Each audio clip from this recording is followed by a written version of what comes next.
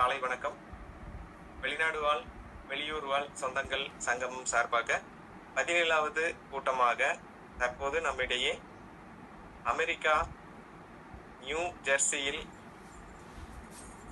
பல காலம் தங்கி அங்கு நம் சொந்தம் வி சரோஜினி விஸ்வநாதன் அவர்கள் மாதப்பூரில் தற்போது பூர்வீகமாக இருக்கிறார். வாகையில் பிறந்த இவர் நமது வேந்தன் குலத்தைச் சேர்ந்தவர்.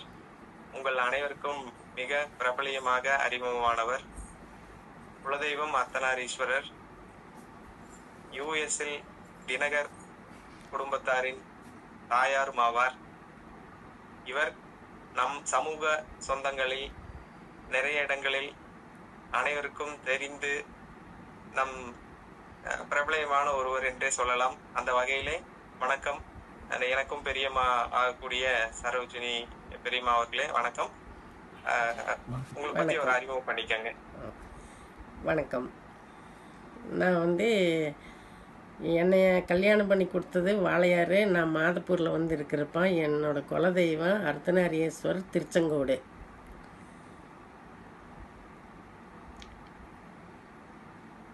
சந்தோஷங்க, சந்தோஷம். ஸோ தற்போது இப்போ நீங்க ஜெர்மனி அதாவது யுஎஸ்ஏ நியூ ஜெர்சிலே இருந்திருக்கிறீங்க, மற்ற மாகாணங்கள்லயே இருந்திருக்கிறீங்க. முதல்ல உங்க பயணம் எப்படி இருந்துச்சு? எப்படி இந்த விமான பயணம் எப்படி இருந்தது, அதை பத்தி கொஞ்சம் சொல்லுங்க. நான் முதல் டெக்சாஸ் போனப்பா என்னோட மருமகள் டெலிவரிக்கு போனேன். என்னோட தம்பி என்னை கூட்டிகிட்டு போனான். இங்கே மாதப்பூர்லேருந்து மெட்ராஸ் போனால், மெட்ராஸ்லேருந்து துபாய் போய் எமிரேட்ஸு ஃப்ளைட்டில் போனோம்ப்பா. துபாயிலிருந்து டெக்சாஸு. அங்கே போன உடனே என்னோடய மகனும் மருமகளும் எதிர்பார்த்துட்டு இருந்தாங்க. நான் நல்லபடியாக போய் சேர்ந்துட்டேன். அருமை அருமை.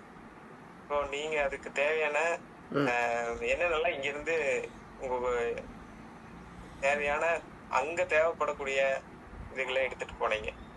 குழந்தைக்கு ட்ரெஸ்ஸு, எனக்கு ட்ரெஸ்ஸு, அப்புறம் அவங்களுக்கு வேணுங்கிற பொடியெல்லாம் தயார் பண்ணி கொண்டு போனேன்.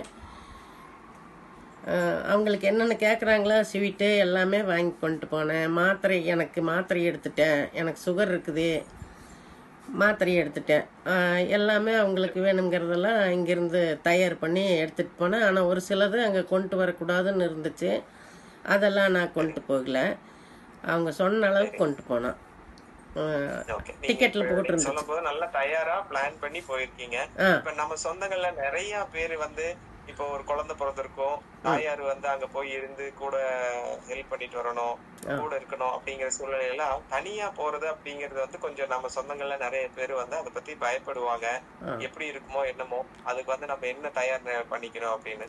அப்போ அதை பற்றி நம்ம சொந்தங்களுக்கு உங்களோட கருத்துக்கள் என்ன? மன தைரியம் எப்படி கொண்டு வர்றது? இந்த அவ்வளவு தூரம் விமான பயணம் தனியா, குறிப்பா பெண்கள் போறதுக்கு, அதை எப்படி நம்ம எளிமையா பண்ணலாம், அதை பத்தி கொஞ்சம் நேரம் சொல்லுங்க. அது என்னோட பையன் தினகர் இன்னொருத்தர் ஃப்ரெண்டு பக்கத்தில் இருக்கிறாங்க, அவங்க வர்றாங்கம்மா, நீ தைரியமா அவங்க கூட வந்துரு அப்படின்னு சொல்லியிருந்தாப்பா. அவங்களுடைய ஃபோட்டோவை அனுப்பிச்சுட்டான். அப்புறம் நான் சரின்ட்டு தைரியமாக கிளம்பி போனேன். பையன் அங்கே இருக்கிறானே, என்ன நம்மளுக்கு பயம் அப்படிங்கிற மாதிரிக்கு நான் கிளம்பி போயிட்டேன். அங்கே போய் தம்பி சென்னையில் வச்சுட்டேன், மீனம்பாக்கம் ஏர்போர்ட்டில். நான் சென்னையிலேருந்து துபாய் போனேன். அந்த அம்மாவை பார்த்துட்டேன். நான் எங்கே சென்னையில் பார்த்துட்டேன். அப்புறம் நாங்கள் 2 பேர் துபாய் போய் துபாயிலிருந்து டெக்சாஸ் போயிட்டோம். ஃபஸ்ட்டு டைமு நாங்கள் போய் இறங்கினோன்னா மகனும் மருமகளும் எதிர்பார்த்துட்டு இருந்தாங்க.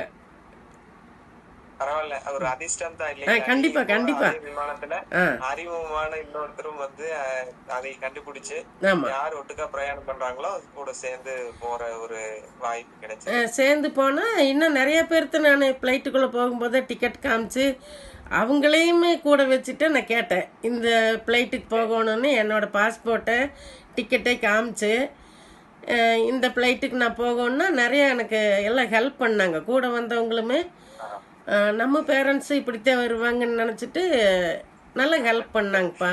நல்லா இருந்துச்சு. ரொம்ப அதான் அதான் எனக்கு பயணமெல்லாம் ரொம்ப சூப்பராக இருந்துச்சு. எமிரேட்ஸில் தான் போட்டிருந்தான், துபாயிலிருந்து.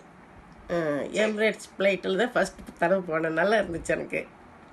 பரவாயில்ல. ம். ஓகே. சரி, முதல் கேள்வி இதோட முடிஞ்சதுமா. ம். ரெக்கார்டிங் ம். க்ளோஸ் பண்ணிக்கலாம்.